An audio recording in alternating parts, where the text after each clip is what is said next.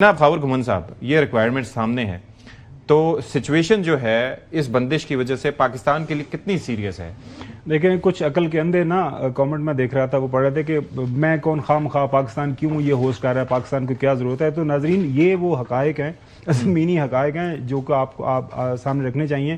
اور پچھلے 2 دن سے آپ دیکھ رہے ہیں، 2-3 دن سے لوڈ شیڈنگ ظاہر ہے ہماری جو بجلی کی پروڈکشن ہے امپورٹڈ آئل کے اوپر، سب کے سب ہماری جو ٹرانسپورٹ ہے امپورٹڈ آئل کے اوپر، یہ سارے جو آپ نے فیکٹس اینڈ فگر شیئر کیے ہیں.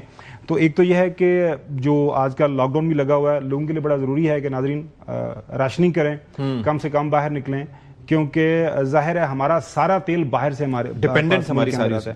تو اگر ہم اللہ نہ کرے یہ لڑائی، یہ قضیہ آگے بڑھتا ہے چند ہفتے اور، تو پھر پاکستان کے لیے بڑا مشکل ہو جائے گا. آپ نے ہرمز جو ہے مزید اگر بند ہو جاتی ہے، بلاکیڈ کیا ہوا ہے امریکہ نے، اللہ کرے پریزیڈنٹ ٹرمپ کو جو ہے پریزیڈنٹ ٹرمپ کو عقل آ جائے، یہ کھل جائے، کیونکہ آپ نے ہرمز بند ہوگی تو پھر ہمارے ساتھ بھی it's going to affect everyone. صاحب یہ بڑا امپورٹنٹ ہے کہ ہم یہ سمجھ جائیں. خاور صاحب نے بڑی خوبصورتی سے اس کو ایکسپلین کیا کہ جب آپ امپورٹس پر انحصار کرتے ہیں اور لوکل پروڈکشن آپ کی نہیں ہوتی تو چیلنجز سب سے زیادہ آپ کو فیس کرنے پڑتے ہیں، اور ظاہر ہے امپورٹ بل تو وہ بڑھتا ہی جاتا ہے.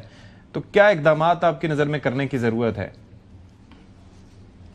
نہیں، ایک تو یہ ہے کہ جتنی کنزمپشن کم کی جا سکے کی جائے، کیونکہ لارجلی جو امپورٹ بیسڈ پیٹرو پروڈکٹس جتنے بھی ہیں وہ تھوڑا بہت فرق ہے، لیکن زیادہ مین جو کنزمپشن ہے وہ تو پیٹرول اور ڈیزل کی ہے. پیٹرول کی ہے زیادہ، اس کے بعد ڈیزل کی ہے، پھر باقی چیزیں.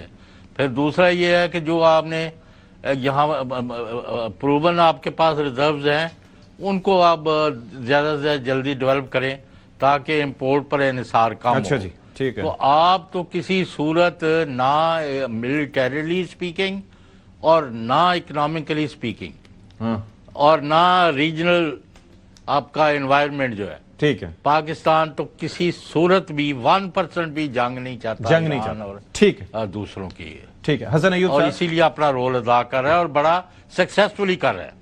ٹھیک.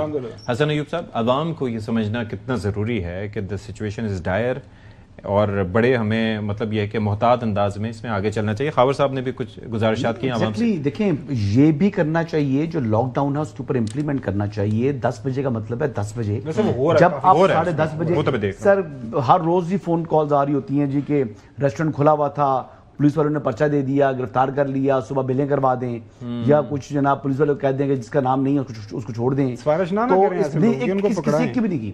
اچھا نہیں، ایک کی ہے جو اس نے توبہ کی تھی فون پر، اس نے توبہ کی تھی، اس نے کہا تھا مجھے، اس نے کہا جی میں دوبارہ نہیں کروں گا. میں نے کہا کیا ضرورت تھی؟ کہتا جی 10 بجے کا ٹائم تھا، لوگ بیٹھے ہوئے تھے، کھانا کھاتے ہیں 10:30 بجا دیے.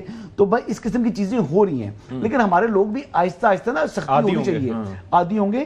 اور یہ دیکھیں اس کو لائف سٹائل بنانا چاہیے. جو 10 بجے مارکیٹس بند ہونا، ریسٹورنٹ بند ہونا کوئی اچنبے کی بات نہیں ہے. آپ یورپ امریکہ میں دیکھیں 11 بجے سب کچھ، 10 بجے سب کچھ بند ہوتا ہے. ہماری جو مارکیٹس ہیں وہ 12 بجے تک تو معمول بنایا ہوا ہے. صبح جلدی کھولیں نا، صبح جلدی کھولیں. ہاں کچھ ایسی لائسنسنگ ہونی چاہیے جو 24 آورز کی بھی ہوں، ٹھیک ہے، کچھ 24 آورز کی بھی ہو سکتی ہیں. کئی جگہوں پر 7-11 آپ نے نام سنا ہوگا، 7-11 ہوتی ہے، اس کے آورز ہوتے ہیں بیسکلی یہ کہ اس ٹائم کا لائسنس ہے. تو آپ اس کو یعنی پاپولیشن کے اوپر ڈیپینڈ کرتے ہوئے چند ہی لوگوں کو اس قسم کے لائسنس ملنے چاہیے اور اس قسم کی چیز ہونی چاہیے. تو ہمیں اپنی جو فیول کی کنزرویشن بھی کرنی ہے، ہمیں یعنی جو فضول خرچیاں ہیں اس سے اجتناب کرنا ہے. اور لوڈ شیڈنگ اب ہونے والی ہے، اب گرمیاں بھی آ رہی ہیں، ڈیمانڈ بھی بڑھے گی، اور ویسے پیچھے فیول بھی نہیں تو مزید کام خراب ہو جائے گا. تو لہٰذا بجلی بھی بچائیں، اور اپنے لیے اور قوم کے لیے.